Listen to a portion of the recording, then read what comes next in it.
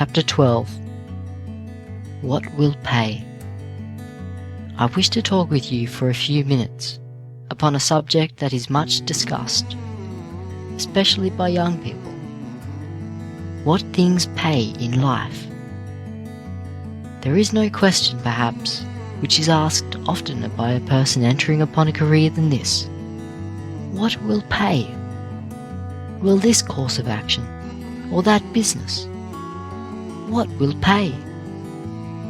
Let us see if we can answer that question. A question which every student in this school should ask himself or herself. What will profit me most? What will make my life most useful? What will bring about the greatest degree of happiness? What will pay best? Not long ago, a certain minister secured the testimony of 40 men who had been successful in business. Persons who, beyond question, had been pronounced to be businessmen of authority. The question which this minister put to these businessmen was whether under any circumstances it paid to be dishonest in business, whether they had found in all their business career that under any circumstances it paid to cheat, swindle, or take advantage of their fellow men, or in any way to deceive those with whom they came in contact. Every one of the 40 answered without hesitation that nothing short of downright honesty and fair dealings ever paid in any business. They said that no one could succeed permanently in business that was not honest in dealing with his fellow men, to say nothing of the future life, or of doing right for right's sake. It does not pay an individual to do anything except what his conscience will approve of every day and every hour and minute in the day. I want you to put that question to yourselves tonight. Ask yourselves, what course of action will pay? You may be tempted to go astray in the matter of money. Think when you are tempted to do that. What will pay? Persons who are likely to go astray in the matter of money, furthermore, are likely to do so in the matter of dress, tampering with each other's property, and the matter of acting dishonestly with each other's books. Such persons will be dishonest in the matter of labour too. It pays an individual to be honest with another person's money. It never pays to be dishonest in taking another person's clothes or books. None of these things ever pays, and when you have occasion to yield or not to yield to such a temptation, you should ask yourself the question, will it pay me to do this? Put that question constantly to yourself. Whenever you promise, moreover, to do a piece of work for a man, there is a contract binding you to do an honest day's labour and the man to pay you for an honest day's labour. If you fail to give such service, if you break that contract, you will find that such a course of action never pays. It will never pay you to deal dishonestly with an individual, or to permit dishonest dealing, if you fail to give a full honest day's work. If you know that you have done only 3/4 of a day's work, or 4/5, it may seem to you at the time that it is paid, but in the long run, you lose by it. I regret to say that we sometimes have occasion to meet students here who are inclined to be dishonest. Such students come to Mr. Palmer or to me and say they wish to go home. When they are asked why they wish to go home, some of them say they wish to go because they are sick.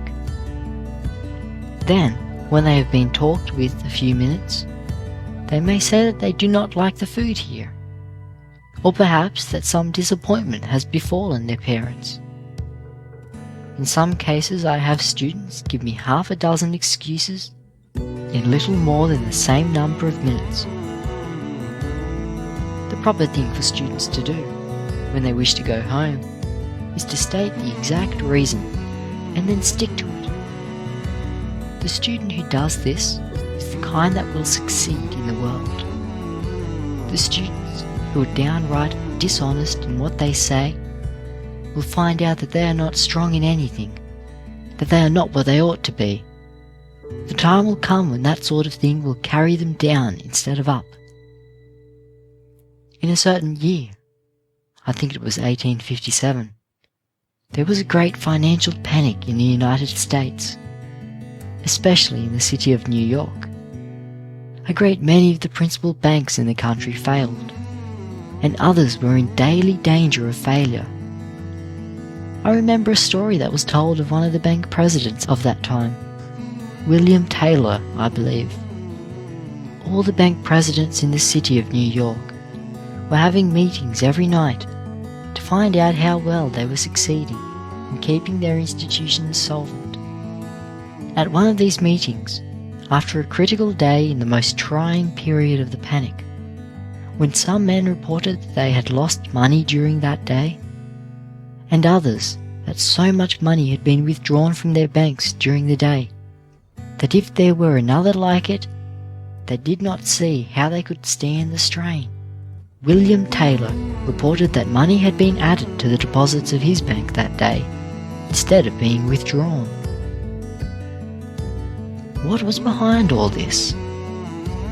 William Taylor had learned in early life that it did not pay to be dishonest, but that it paid to be honest with all his depositors and with all persons who did business with his bank. When other people were failing in all parts of the country, the evidence of this man's character, his regard for truth and honest dealing, caused money to come into his bank when it was being withdrawn from others. Character is a power. If you want to be powerful in the world, if you want to be strong, influential, and useful, you can be so in no better way than by having strong character. But you cannot have a strong character if you yield to the temptations about which I have been speaking. Someone asked some time ago what it was that gave such a power to the sermons of the late Dr. John Hall. In the usual sense, he was not a powerful speaker, but everything he said carried conviction with it. The explanation was that the character of the man was behind the sermon. You may go out and make great speeches. You may write books or addresses, which are great literature. But unless you have character behind what you say and write, it will amount to nothing. It will all go to the winds. I leave this question with you then. When you are tempted to do what your conscience tells you is not right, ask yourself, will it pay me to do this thing which I know is not right? Go to the penitentiary. Ask the people there who have failed, who have made mistakes, why they are there. And in every case, they will tell you that they are there because they yielded to temptation, because they did not ask themselves the question, will it pay? Go ask those people who have no care for life, who have thrown away their virtue, as it were. Ask them why they are without character, and the answer will be, in so many words, that they sought but temporary success. In order to find some short road to success, in order to have momentary happiness, they yielded to temptation. We want to feel that in every student who goes out from here, there is a character which can be depended upon in the night as well as in the day. That is the kind of young men and young women we wish to send out from here. Whenever you are tempted to yield a hair's breadth in the direction which I have indicated, ask yourself the question over and over again, will it pay me in this world? Will it pay me in the world to come? End of chapter 12. What will pay?